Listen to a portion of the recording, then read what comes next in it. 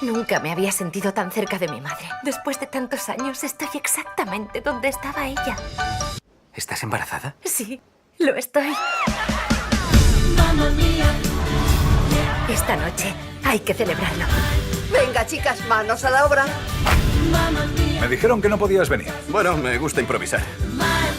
¿Qué va? No, no me gusta. Estos son mis padres. Hacen falta 3 grandes hombres para crear a una mujer así. Nunca os lo pregunté. ¿Cómo conocisteis a mi madre?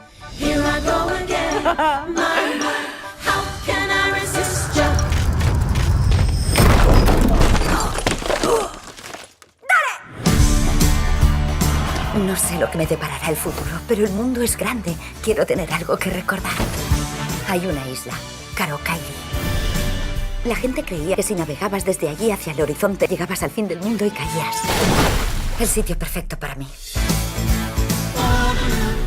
Soy Bill. Yo, Donna. Es literalmente el hombre más guapo del mundo. Si no cuentas a ese. ¿Pero qué isla es esta? ¿Necesitas ayuda? ¡Esto es increíble! Deberíamos quedarnos aquí para siempre juntos. Que el resto de nuestra vida sea lo mejor de nuestra vida. Dime que no has invitado a tu abuela. A esa maldita bruja. Vaya por Dios. He decidido que voy a ejercer de abuela.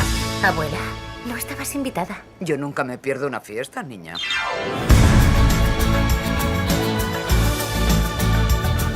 Mi media naranja son los carbohidratos.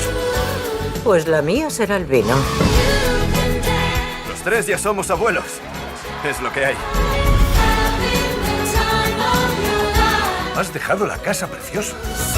Quería que su madre estuviera orgullosa. Lo ha estado toda su vida. No podéis contarle a nadie lo del bebé. Yo se lo conté a Bill. Y yo a Harry. Pues yo a mucha gente.